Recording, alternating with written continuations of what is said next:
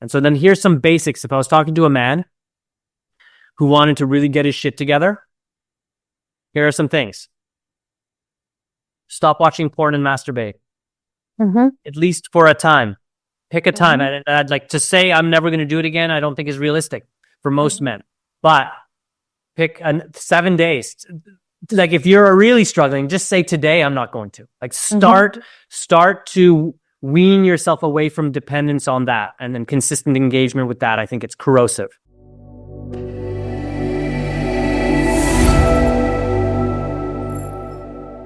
Greetings, everyone. Hello. This is Beatrix here with Dolphin. We've got a very exciting topic today, talking about men who grew up without that and how that can impact their journey on discovering their purpose. So, Dolphin, great to have you here today in this conversation. I met Dolphin through Facebook and I saw his work. I think it's really brilliant. And we simply just connected, right? I reached out to you and there was a conversation and we said, let's take it forward and give more value and benefit to our audiences. So that's what we are here for today. Dolphin, would you like to introduce yourself? Yeah, sure. My name is Dolphin Kasper. I'm now kind of referring to myself as a human potential ecologist. I think I'm someone who has always had a deep curiosity about the nature of things, about the nature of life, about the nature of human experience and human existence. And my work has brought me into a lot of areas. I started my kind of professional coaching, facilitating, speaking career in school. So I was working with children and teenagers, and a lot of empowerment work, a lot of kind of what they call prevention education. How do we instill a sense of self-esteem and mindset and skill set in children and teens that allows them to navigate life. And then lots of work with at-risk kids. I worked with high-performance athletes. And more recently doing a lot of work with people around healing trauma and relational and attachment work.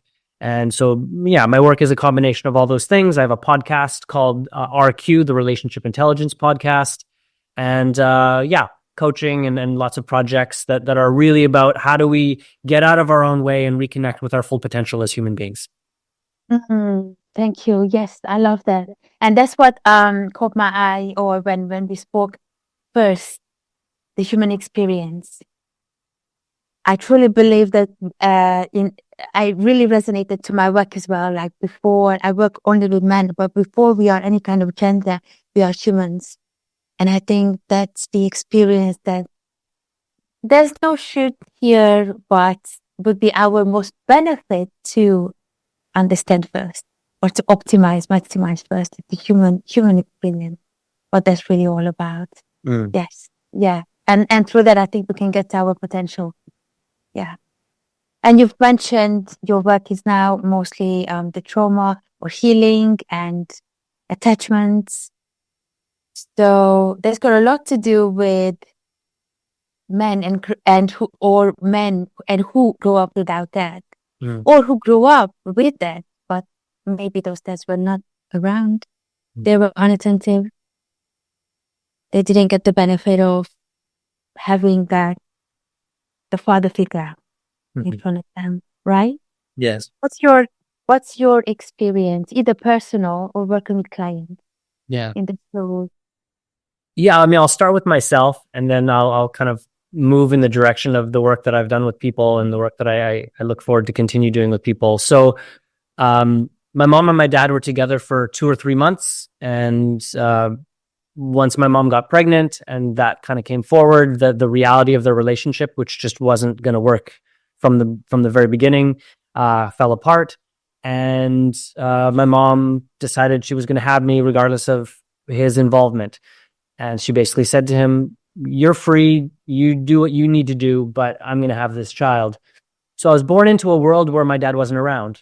And in a way, the first 12 to 18 months, that actually doesn't matter that much. Like if her needs are being met and she's able to be with the child, obviously everything influences, but the child's dependency and need for the mother in those first 12 to 18 months is just so staggering. I don't think it can be overstated. But and then around a year and a half, 2 years, my dad got in touch with my mom and said, "Hey, I want to be a part of my son's life."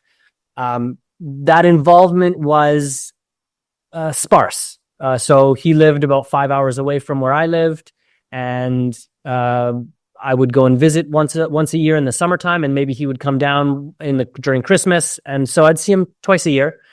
And my memories are, positive, but limited and quite contained. Like, I think if I was going to describe my dad, it would be he's not very emotive. I wouldn't say I think he has a deep emotional life, but I don't know how exploratory he's been with it. And for sure, my experience of him is outwardly, he's not very expressive. And so he's quite stoic. He's very fatherly in a kind of stereotypical kind of way. He works with his hands, he builds things. He's incredibly intelligent. He's strong. And I took these things from him in spite of the limited amount of time we spent. Children, and maybe particularly young men, they're so hungry for that male influence, that male leadership, that male nourishment. And so I think I tried to soak it up as much as I could. But what became clear to me, mostly in retrospect, is that I had a lot of trouble with my relationships with men. I felt unsure, insecure, unable to reach for the men that I really felt resonance with, or that I was attracted to in a masculine way. Men that I wanted to be around, men that I aspired to be more like. There felt like there was a gap in me towards them. And now that I know what I know about attachment and child development and human development, it's of course there was a gap. And I would say in my early to mid 20s, it started to become very clear that also my relationship with women had some challenges to it, mostly because I didn't see my mom with a man that lasted more than a year or so. So, without needing to blame my mom or my dad at all, they were who they were, they lived what they lived, and I was left with the result of that. And that's just life. I think the more time we spend pointing and blaming and making our parents wrong is time we aren't spending really getting to the root of why our lives are not what we want them to be. So, all that to say, I continue to work with the less developed pieces of me that are the remnants of a lack of real, solid, consistent fatherhood in my life and male mentorship. And my work with men, it's very common. I think it's in this modern time, men who grew up without a father figure, with a lack of a solid, consistent father figure, or grow up with a very toxic father figure, are struggling to come into contact with the essence of their masculinity and the real possibility involved in cultivating that into maturity. And social media gives us access in a certain way to a higher, for people that grow up in a remote community where men aren't around in a positive way, they could plug into social media and feel a kind of draw towards men, and that could even have a short-term kind of superficial positive impact. But I really believe that if we don't get into the same physical space and come into physical contact with other men and have real life relationships with other men, that part of us will continue to be significantly underdeveloped. And the consequences of that are just staggering. I think it's impossible to really articulate what happens when men don't have positive men around them to grow into. And so here we are, right? The violence, the misogyny, the patriarchy, the insensitivity, the lack of presence, the lack of provision, the lack of consistency and support that men can provide to their partners or their family or their community. All of that is kind of downstream of the breaking apart and the dissolution of a more solid familial fabric and community fabric that, I think we can create utopian ideas about the past, about back in tribal times, it was all great. It's man, life was hard and rough and violent back then, is the truth. It wasn't some blissful utopia 100% of the time. And we have lost something about the intrinsic nature of life when survival is at hand, and we need to show up for ourselves and each other in a full way. And I think that's maybe part of a story, or at least a frame that we can use to start to guide ourselves back in a world where we don't need each other anymore. And we can order everything we need, like literally from our computers, and it shows up at our door the next day. How do we come back to real connection and community? And how do we build family? And how do we build masculinity with all of this distraction and all of this unresolved kind of pain and disconnection from purpose? So I'll stop there, but that's my synopsis of the question. Oh, I love listening to you. This is so brilliant, Dolphin. Yeah. First of all, thank you so much for sharing your own experiences. That's really brilliant. And you've mentioned something very important. We don't blame anyone here. Like we, parents, they did their best to their best knowledge, their best consciousness, I think. But then when we grow up and then we sense that we might be lacking something, or there might be something, I don't like to use the word wrong, but the lack of expression, something's wrong or something, there is room for improvement. Then instead of blaming, then we take the responsibility and we improve ourselves. I think that's very important. And would you like to share how, what was the main thing that you did that helped you to connect to men and women after your childhood experiences on a deeper level, or how you turned around what you learned? Yeah, I would say, I think all men get to a place, if their relationships with men and with women are not really good, deep, meaningful, connected, there's a kind of existential angst and deep sorrow and pain that's there. Even if men aren't in touch with it or can't articulate it, it's right there. Because as human beings, we're so fundamentally relational. And so, I think I was in a place where I was noticing patterns of pain and dysfunction, patterns of unmet needs, and then a deep desire to have those needs be met relationally. And enough love and self-care and self-esteem, if we want to call it that, to know that I could do something about it. And there's a study from Harvard about the primary differentiator of children that go through difficult situations and those that have positive outcomes versus those that have negative outcomes. And the primary thing that they found, the most important factor, was one consistent caring adult in their life. So there's something about us having our own value and the meaning and purpose of our lives being reflected back to us in the form of love and connection that instills in us a sense of that it's worth it. It's worth it to do the hard thing. And so I had that. My mom was so beautifully loving of me in spite of, maybe mistakes that she made and things that I didn't get. She was so consistently loving with me that I knew my value in a real way, not like not someone being a cheerleader necessarily or trying to make me feel like I'm worth it, but her innate love for me told me my innate value. And I think that's what love does. Like, honest love is not about trying to express something or trying to make the other feel something.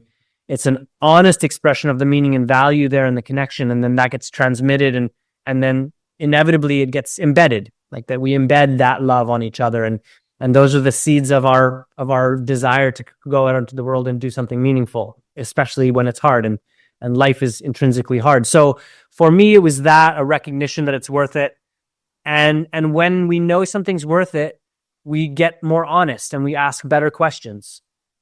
So I was asking, like, why is it this way? And I think I knew enough at the time that I knew I was playing a role. I don't think I knew how much of a role I played in creating my life and my reality, but I knew I was doing something that was creating this pattern. I was the common denominator, as a lot of, personal development people like to say, like, okay, there's all these terrible people and terrible things in your life, but what's the thread that we could pull through it all? And I say that not to blame people. So if you're listening and you're feeling like, oh God, like it's me, that's empowering to me. Oh, I'm the common thread, which means when I show up with presence and agency, I am able to create the biggest impact over time. And so that's what it was. It was like asking questions, reading books, spending time in less comfortable places, bridging the gap, like I started to realize, oh, if I want relationships with men that I admire, I have to actually, they're not yet banging down my door, right? Great men are not yet banging down my door. It's not their fault. The world isn't against me. They're not cruel people. They don't yet know me or see my value, and they're not drawn to me in that way. It's my job as an adult man. It's my job to bridge that gap. And so I was lucky enough in my work. I came across some beautiful male mentors that really helped me and brought me to life and reflected back to me my value. And then that's different. I want to say it's different for a woman to reflect to a man his value to her than it is for a man to reflect back to a man what his value is to him. That's a different equation. It's a different dynamic. And so in my 20s, I was willing to do enough of the difficult work to see where I could bridge, to see where I could grow. And then over time, instead of me being the one that 100 or 95 or 90% of the time needed to bridge and make it happen, slowly but surely, I started to notice more men that I really liked and admired and appreciated showing me that they felt the same way about me. And then those relationships started to get easier. I'm not through the woods, right? Like these patterns and dynamics have deep roots. But I see it all so clearly and enough so now where I'm able to support other men in a similar journey.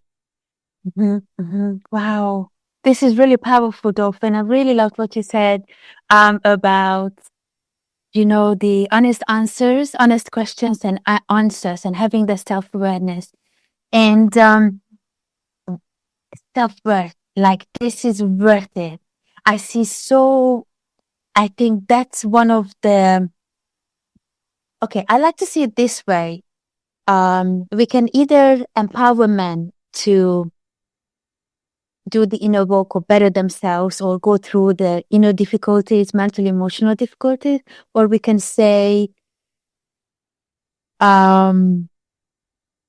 this is how you are, and then just kind of, just leave what it is. So just like either empowerment or either like you stay where you are. But here's one thing. You've mentioned the self-worth. And when a man doesn't have that, when a man doesn't see that, at least this is my experience, they will not think I can better myself. I could be any better. I could come out of this inner turmoil or whatever I'm feeling. And that's because sometimes they interpret having no father around of them. And what diminishes first is their self-worth. What do you think about this? I sense so much this when I work with men sometimes I didn't have a father, who I am. If my father didn't love me, how could I love myself? How could I be a better version of me? Why would I do that anyway?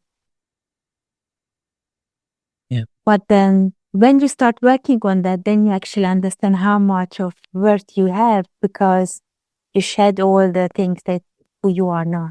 Yeah. So what comes to me to say is, again, human potential ecology. Yes. We're systems. An individual human being is a system. A relationship between two people is a system. A family is a system. A community is a system. A society is a system. Obviously there's ecosystems out there. And there's underlying principles by which these systems operate. And one of the principles is that evolution requires oscillation, which means the system needs to come into and out of balance. Mm-hmm. And that the system has a natural, when things are in balance, there's a natural tendency over time for something to come in that has that system fall out of balance.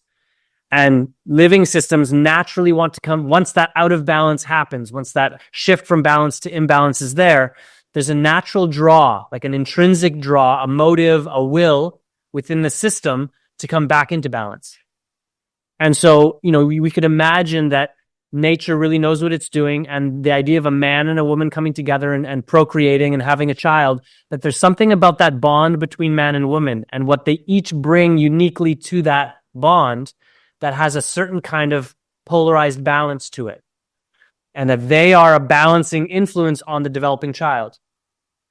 And if that bond breaks or becomes volatile or just dissipates, that system falls out of balance. Now, women for a very long time have been doing the incredible work of trying to create balance without male partnership. And I don't think that's all on the men, but it's a big part of a failure of responsibility for men in modern times. And so, okay, so the woman now is trying to create balance for the child, and the child, as they develop, will also morph and bend and become in a way that creates cohesion and balance within that relationship. Now, cohesion and balance to survive in any given context doesn't mean the cohesion and balance is healthy or sustainable. This is what insecure attachment is. Insecure attachment is the ways we developed behavioral strategies within a relationship to make the relationship work, to maximize proximity and frequency of proximity with caregiver. Not functional or healthy necessarily, but that maximize that closeness and cohesion. And so then when we get out of that, imbalanced that context or relationship and into the world, those patterns are still there, and we need to do the work to work them out.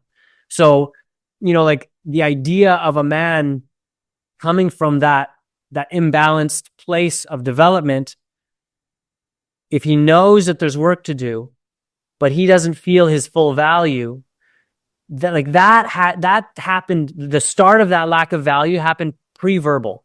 Like there were things that were imbalanced in that man's life before he started to speak, before he started to develop memory, before his parents got really, in difficult place and split or whatever happened with them. So we can't approach it as if, oh yeah, like we're just going to do a couple things and this is going to go away. It's like, it's in our body, it's in our cells, it's in our emotionality, it's in our psyche, it's in our neurology, it's in our ways of being. And so there's a multi-level, multi-dimensional, and long-term approach that's needed to really heal these wounds. And we can get into some of the nuances of that, but that's kind of where we're at. So maybe what I'll do, I'll talk a little bit about what I see as the real genesis of our lack of self-esteem. Yeah, that's perfect. Yeah. So here's what happens for babies and very young children. They feel so deeply. Like if you spend real time with a baby or a young child, like their emotionality, there's no filters, there's no desire or even capacity in them to kind of minimize or rationalize or like get away from just the full rawness of their experience. And so they feel so deeply and so intensely. And they're also beautifully willing to completely let go. Like they can move from absolute rage to like loving tenderness in a matter of seconds. So then this is the beauty. Like I think we can all learn from babies and young children in this way. But what naturally happens is there's, I would say between 12 and 18 months, the kind of cognitive side of us starts to come online. Just the kind of the precursors. We're trying to connect dots. Like, how does this work? What's really happening? Why does this happen when that happens? Now, we're not asking those questions, but the mind is naturally beginning to look to make sense. Right. And here's something that's just true of human beings. We want to understand the why of things intrinsically. Mm-hmm. And we would actually rather believe something false and even negative or detrimental about us or life versus to just feel the pain and raw difficulty of life without understanding why it's occurring. Now, ideally, we have people around us that can embody and reflect and guide us towards an understanding of the why of the pain of life that can really hold life and all of its pain. But most people don't do that, don't know how to do that. So here's what happens. A baby experiences a dysregulated state, very uncomfortable.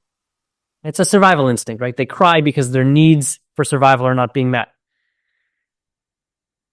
And if the relational dynamic between them and mom and dad, as time goes, is not really healthy, secure, and consistent, then not only do they feel the pain of their unmet need, but they feel the pain of the lack of belonging and connection to their caregiver, which is also a profound, like one of the most profound needs a baby or child has. And so slowly but surely, as they start to develop a capacity to believe in things, they will try to find a belief that helps them understand the pain. Right?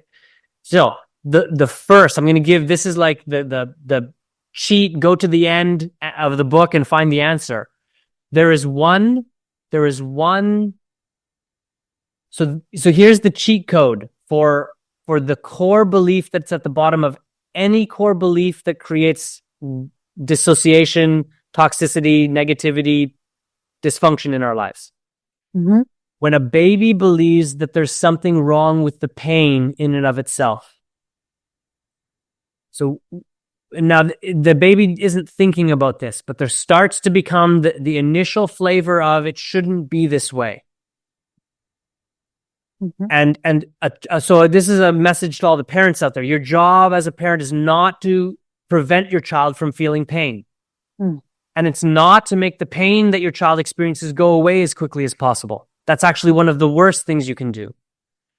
Your job is to meet the base needs of your child around safety, around connection, around food, around temperature, around closeness, around skin-to-skin contact, like around your presence, around your love and care for them, and to let them know that in the midst of pain,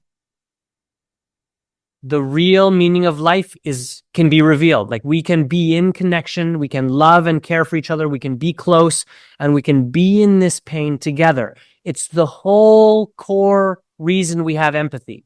Our capacity for empathy is so that we can feel, like genuinely feel each other in all of the flavors and dimensions of the human experience, and know each other and be connected to each other while we feel it all, especially pain. So here's what happens to a young child. They experience pain in disconnection. That's the primary. That, like, pain and disconnection together is I would say the core genesis of all mental illness and addiction. Mm-hmm. Pain in the midst of disconnection. Mm-hmm. Pain in the midst of connection doesn't track to any of those things. Mm-hmm. Just doesn't. So that something's wrong with this pain, something's wrong with this moment, then gets used to justify everything else we make wrong about life.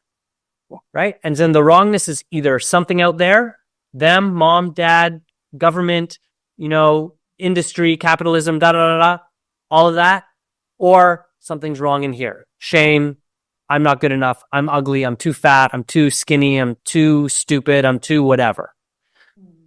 And you can see that the thing we use to kind of make sense of to justify the wrongness with us is kind of arbitrary, because somebody is ashamed of being too tall, and someone else is ashamed of being too short. Someone is ashamed of being too big. Someone else is ashamed of being too small. Someone is ashamed that they have so much money. Someone is ashamed that they're poor. It's arbitrary, but it's convenient. So we basically reach for the content of our lives, and then we weave it into a story that allows us to justify something's wrong, and then we find a direction for the wrongness, either internally or externally, and then the narrative grows, and then it turns into a sense of self that's very difficult to untangle. And so like all that to make sense. So for a man growing up with a lack of connection to dad, and maybe a difficult connection to mom, mm-hmm. he's going to feel extreme pain in the midst of disconnection, and then he's going to reach and stretch and creatively manifest beliefs that help him at least feel clear, like, oh, that's why dad left. That's why dad hits me. That's why dad drinks. That's why he didn't show up to my baseball practices. Mm-hmm. And the more we're willing to let go of our need to tell the story and just be with the present moment experience, the more the fullness of life and what's really going on and what we're really able to do with that, aka healing and growing and becoming on purpose again as men, the more that all opens up to us. Yes. Beautiful. I love that. Yes. We definitely have to change the story, right? No, I'm curious. You work with men. I'm curious, for what we're talking about here, what are some of the things that you find are most helpful? Like, and we can get into a back and forth dialogue, because I want this to be practical for men and maybe people who have men in their life that are struggling. And that's like everybody. Everybody's got men in their life that are struggling. What helps and let's get into something that can be really helpful and practical for people. My experience, healing does help getting into kind of rationalizing the story they've been telling themselves and turn it into something more powerful. In my work, I resonated with everything you've mentioned. I just form it or I explain it in a different way. But when we integrate that hurt inner child, that's when we really become adults, both men and women. And it's very important to let that life blossom or to feel the pain of life, whatever challenge comes through. I think that's very important. Identity. So many men don't have a solid identity, or who they are, what they are all about, and the purpose or what's going on. Because, no blaming, shaming, but because they grew up without that, because we grew up without father. And that's normal. But then I think what we can do for ourselves is learn everything that growing up without a dad or maybe a deep connection with mom didn't teach us. And I think it's a very beautiful journey because we can recreate ourselves and really step into the full version of who we really are, or our true selves.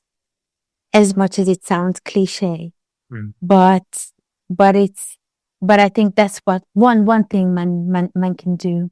And also looking for mentorships like yourselves.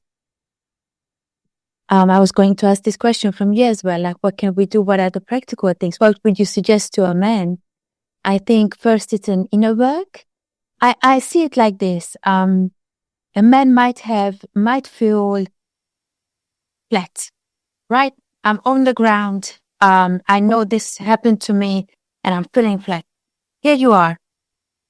Seek whatever help you want to seek. Pick yourself up, dust yourself up, ready to go to a new direction.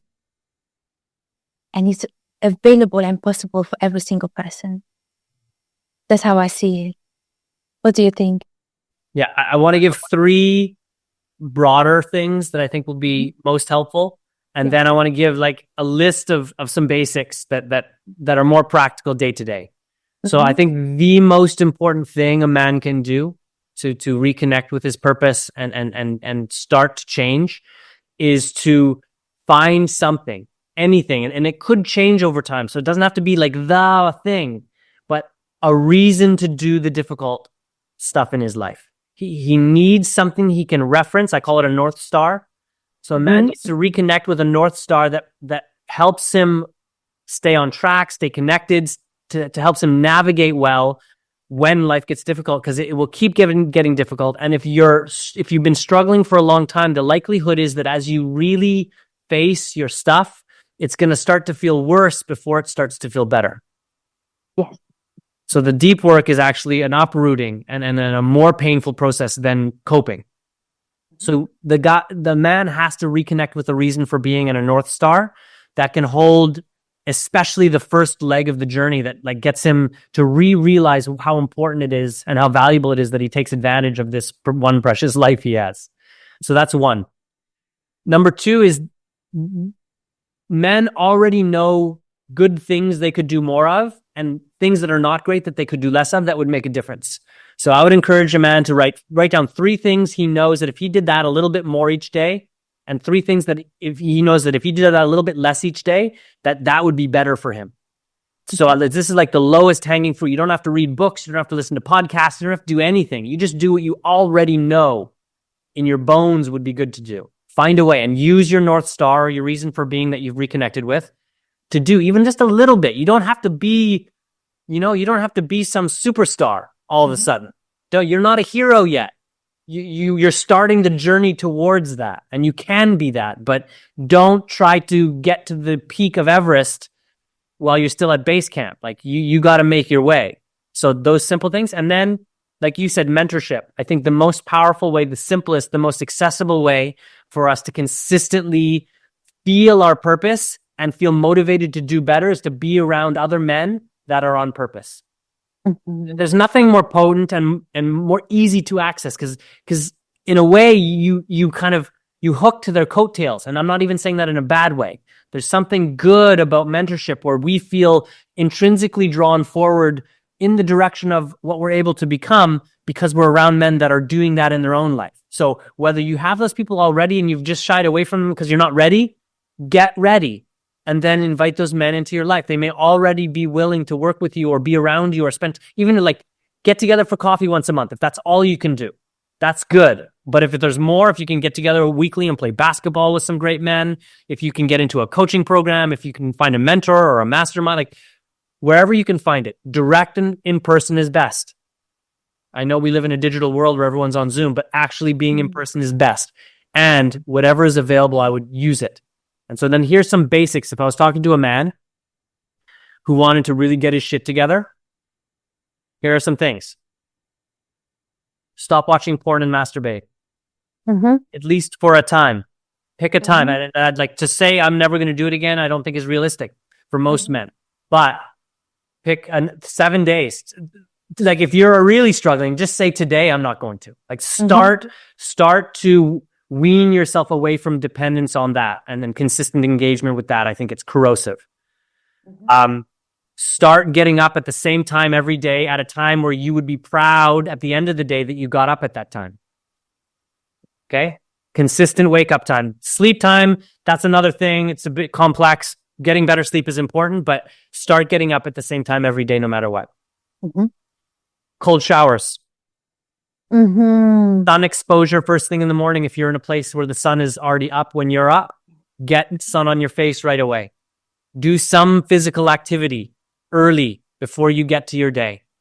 Take a shower after your exercise and sit for some period of time, even if it's just 5 minutes, to be with your body and be with your mind without any agenda. Just presence and openness with your experience. The other thing I would say that's practical is like, you got stuff going on in your life. And if you just did those things, that would be great. But something really powerful happens when we start to change the dynamics in our life externally. So each day, at the end of your day, review the day. How do you feel about it? What happened? Anything that stood out? Something very brief, especially if you're not a journaler, just a couple bullet points. How was my day? Am I proud of anything? Did I miss the mark on anything? Okay. What's the most important thing that if I finished tomorrow, I would feel proud of myself? When you wake up the next morning, before you do any of the things I've already mentioned, you go back and you read that thing. And as much as you can, commit to finishing it before noon. Don't tell yourself you'll do it today and it's some, abstract future something. Get to it early, get to it right away, get it done by noon. I think if men did though, and I would say read with some regularity, do something that's like really engaging of the mind. So I would say reading, playing an instrument, some kind of creative expression. Those, in terms of ROI for a man, to just start to get a sense of being in his body, being in his mind, having his feet on the ground, and having agency in his life, I think those things would be really, really helpful. Like there's tons downstream. There's tons of things downstream of that, but those things to me are simple and accessible enough and potent enough to make a real difference. Yes. Thank you for sharing. Love these practices. And I'm very glad you brought them in, because practice tangible stuff do matter for men. So, and it comes from you. So that's really good. I'm more of an emotional, what you've mentioned something very important. Just sit with yourself and just observe what's going on. I think that's extremely important. And all these practices help you, whoever's listening, expand the mind, create new neural pathways, brain cells. So just, that's a very, very good start to open up person for even more of the journey that's ahead of them. Thank you very much for sharing, Dolphin. I really, really appreciate it. It's been a great conversation. Yes, thank you so much for sharing everything. Your story, your practices, everything. And thank you, the work you do for every single person on this earth.